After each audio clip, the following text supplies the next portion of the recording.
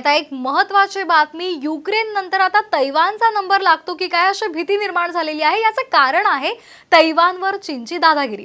Taiwan देश हा चीनचा अविभाज्य भाग आहे। आज ना उद्या तैवानला चीनमध्ये यावंच लागेल अशी चीनची आधीपासूनची भूमिका आहे।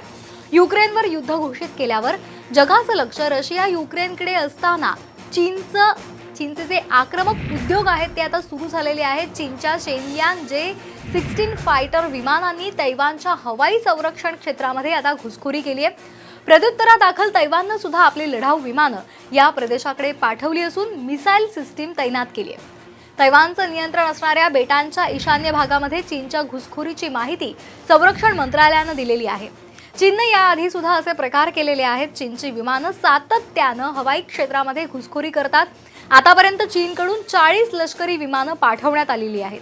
यावरून अनेक देशांनी नाराजी व्यक्त केल्यानंतर तैवानच्या मुद्द्यावर इतर देशांचा हस्तक्षेप खपवून घेतला जाणार नसल्याचं चीनचे राष्ट्रपती शी जिनपिंग यांनी म्हटलंय।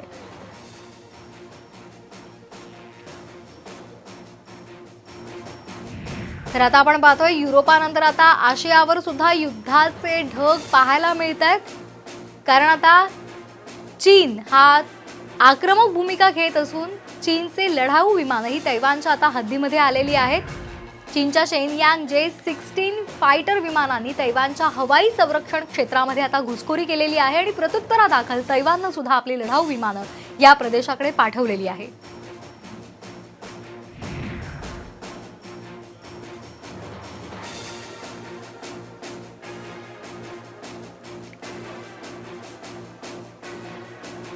आणि या संदर्भात चर्चा करण्यासाठी आपल्या सोबत आहेत अभ्यासक परिमल माया सुधारक। आपण त्यांच्याशी बातचीत करूया। आपण पाहतोय की तैवानमध्ये आता एक वेगळी परिस्थिती निर्माण झालेली आहे। चीन थोडीशी आक्रमक भूमिका घेतोय आणि तैवानच्या हद्दीमध्ये त्यांनी लढाऊ विमानं सुद्धा पाठवलेली आहेत। कसं विश्लेषण कराल याचं?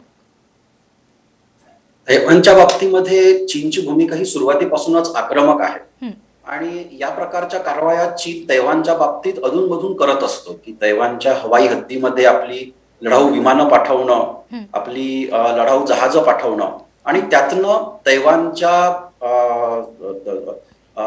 सैन्याला आणि तैवानच्या सरकारला एक प्रकारचं आव्हान उभं करणं, ही कारवाई चीन सतत करत असतो आणि त्याच शृंखलेतील ही कारवाई आहे।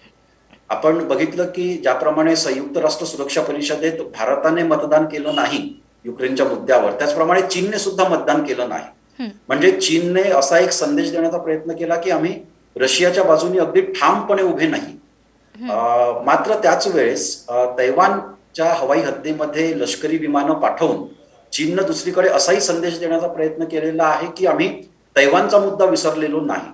आणि या कारणामध्ये एक प्रकारे अमेरिकेला त्यांनी आव्हान दिलंय की तुम्हाला जर दोन्ही पातळ्यांवरती लढणं शक्य आहे का, आणि त्याचप्रमाणे जर युक्रेनमध्ये अमेरिकेने आज काही कारवाई केली नाही तर पुढचा क्रमांक तैवानचा असू शकतो, असा संदेश सुरुवातीपासूनच जगभरामध्ये गेलेला आहे। तो अमेरिकेला अधिक दृढपणे देण्यासाठी चीन अशा प्रकारच्या कारवाया करत आहे असं आपण म्हणू शकतो।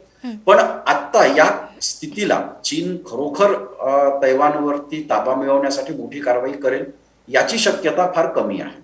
अगदी सर, आणखी एक महत्त्वाचा मुद्दा म्हणजे तैवानच्या मुद्द्यावर इतर देशांचा हस्तक्षेप खपवून घेतला जाणार नसल्याचं सुद्धा चीनकडून सांगण्यात येत आहे। काय सांगाल याविषयी?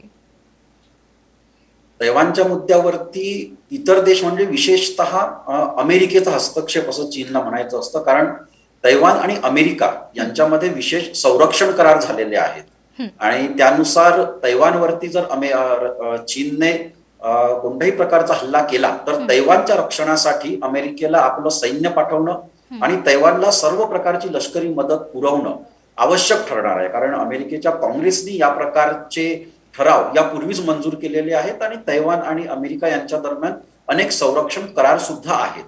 आणि तैवानच्या बाबतीत आजपर्यंत चीन फार धाडसी कारवाई करू शकला नाही। या मागचं हे सुद्धा एक कारण आहे की तिथे निश्चितपणे अमेरिकेचा हस्तक्षेप होणार आणि चीनचं लक्ष स्वतःच्या अर्थव्यवस्थेवरती केंद्रित असताना अशा प्रकारचा लष्करी संघर्ष, एक मोठा लष्करी संघर्ष चीनला नको होता, तो सध्याच्या स्थितीतही चीनला नको आहे। मात्र त्याच वेळेस चीन वारंवार हे स्पष्ट करतो की इतर कोणत्याही देशाचा, म्हणजे मुळात अमेरिकेचा हस्तक्षेप तैवानच्या मुद्द्यावरती ते खपवून घेणार नाहीत. अगदी.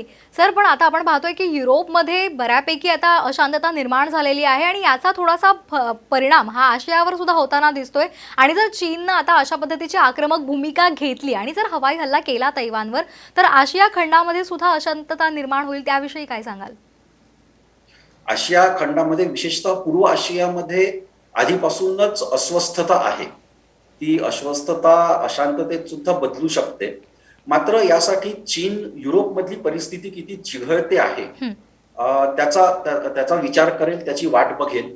आणि आत्ता चीनचा एकूणच चीनचं धोरण हे असेल की अमेरिकेने युक्रेनमध्ये हस्तक्षेप करावा हं. आणि अमेरिकेने युक्रेनमध्ये अडकावं, आणि त्यानंतर मग चीन कदाचित तैवानच्या बाबतीमध्ये आणखी आक्रमक धोरण अवलंबू शकतं. मात्र तोपर्यंत चीन हे युरोपमधली परिस्थिती, युक्रेनमधली परिस्थिती नेमकी कोणत्या दिशेने जाते आहे, रशिया हे युद्ध किती काळ आणखी लांबवतं आहे आणि नाटो त्याला कशा प्रकारचा प्रतिकार करत आहे, हे आधी चीन जाणून घेईल. ही एक लिटमस टेस्ट नाटोसाठी आहे, अमेरिकेसाठी आहे. त्याला अमेरिका आणि नाटो कशा प्रकारे प्रत्युत्तर देतं हे सर्व जग बघत आहे, आणि चीन याकडे सर्वात काळजीपूर्वक आणि जवळून या घडामोडी बघत आहे, आणि त्यानुसार मग चीन आपली पुढली पावलं ठरवेल. अगदी. सर, आपल्यासोबत आणखी एक आपल्याबरोबर पाहुणे जोडले गेलेले आहेत. मेजर विक्रांत कावळे आपल्यासोबत आहेत, अभ्यासक. आपण त्यांच्याशी सुद्धा बोलणार आहोत. सर, आपण पाहतोय की चीनच्या शेनयांग J-16 फायटर विमानांनी आता तैवानच्या हवाई संरक्षण क्षेत्रामध्ये घुसखोरी केलेली आहे. कसं पाहता याकडे? कारण यामुळे आता आशिया खंडामध्ये सुद्धा अशांतता निर्माण होणार आहे. बरोबर आहे. आता चीन रशियाकडनं जी कारवाई होतीये त्याच्यावर अगदी बारकाईनं नजर ठेवून होता, आणि आपल्याला आता लक्षात येत आहे की ज्या पद्धतीनं चीननं आतापर्यंत शांतता ठेवली होती ती वादळापूर्वीची शांतता होती, याचा अंदाज आपल्याला तेव्हाच आलेला होता. आणि जर आता रशियानं युक्रेनवर हल्ला केला आणि त्याला जगातून फारसा म्हणावा तसा प्रतिकार झाला नाही, त्यावरून आता चीनची देखील हिंमत वाढलेली आहे, आणि चीनलाही असं वाटतंय की आत्ताच ही योग्य संधी आहे, आणि या संधीचा फायदा घेत त्याला देखील त्याची जी पूर्वीपासूनची जी इच्छा आहे, पूर्ण भाग, पूर्ण एरिया वाढवण्याचा जो प्रयत्न चीनचा नेहमीच असतो, त्यानुसारच त्यांनी आता तैवानवर देखील हल्ला करण्याची पूर्ण तयारी केलेली आहे. आणि तो निश्चितच चीन आणि रशिया हे दोनही साम्यवादी देश आहेत, आणि हे साम्यवादी या दोनही देशांनी त्यांची जी भूमिका ठेवलेली आहे ती विस्तारवादाचीच ठेवलेली आहे. तर ह्या विस्तारवादाचाच हा प्रकार आहे की ज्यातून चायना हे चीनवर आक्रमण करण्याचा प्रयत्न करतो आहे. तर हे चीनकडनं अपेक्षितच होतं, आणि याच्यामुळं आता सगळं सत्ता बदल होणार आहेत, किंवा खूप आंतरराष्ट्रीय राजकारण सगळं चेंज होणार आहे. आता जसं आत्तापर्यंत जेव्हा रशिया युक्रेनवर हल्ला करत होता तेव्हा भारताची द्विधा मनस्थिती होती, कारण समोर रशिया आहे, आणि रशियानं आपल्याला यापूर्वी नेहमीच मदत केलेली आहे. मग ते बांगलादेशचं युद्ध असो की अन्य कुठल्याही गोष्टी असो, त्या याच्यात आपल्याला भारताला मदत केली होती. आणि आता परत हा दुसरा पैलू आपल्या समोर येतोय, म्हणजे चीननं तैवानवर केलेलं आक्रमण. मग यावेळेस आता भारत काय भूमिका घेतं हे अत्यंत महत्त्वाचं आहे, कारण चीनचा अगदी शेजारचा आणि चीनला तोडीस तोड देऊ शकणारा किंवा योग्य उत्तर देऊ शकणारा म्हणून भारताकडेच सगळ्या देशांचं लक्ष असतं. त्याच्यामुळं आता भारत काय भूमिका घेतं हे अत्यंत महत्त्वाचं आहे. ही अत्यंत महत्त्वाची निर्णय घेण्याची वेळ भारतावर आलेली आहे. आता याच्यातून जो सत्ता कारणात किंवा आंतरराष्ट्रीय राजकारणात जो बदल होणार आहे त्याच्यासाठी ही अत्यंत महत्वाची वेळ आहे असं मला वाटतंय.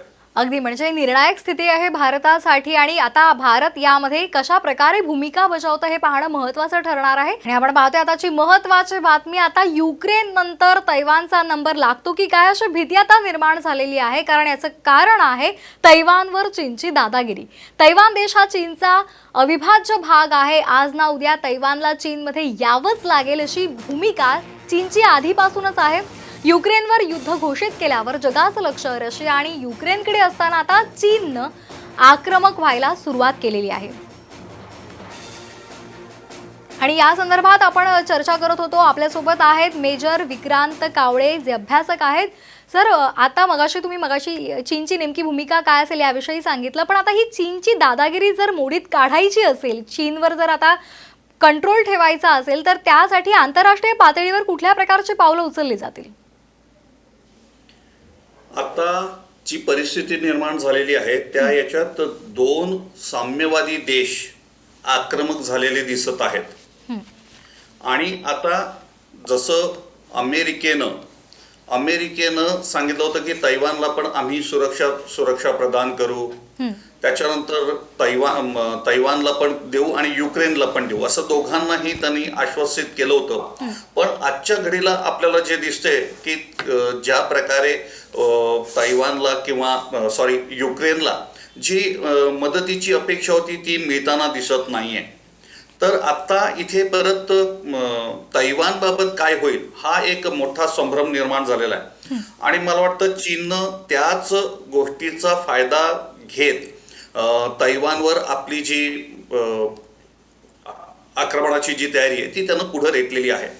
आणि मग चीनला जर रोखायचं असेल तर मग जसं यापूर्वी आपण क्वाडच्या माध्यमातून चीनला थांबवण्याचा प्रयत्न करत होतो. क्वाडमध्ये अमेरिका येतं, ऑस्ट्रेलिया येतं, जपान येतं आणि भारत येतं. या चौघांनी मिळून एक क्वाडची स्थापना केलेली आहे. आणि या क्वाडची स्थापना मुख्यत्वे करून त्या चीनच्या होणाऱ्या दादागिरीला थोपवण्यासाठीच झालेली आहे. तर आता या घडीला परत इथं अमेरिकेचीच भूमिका महत्वाची राहणार आहे.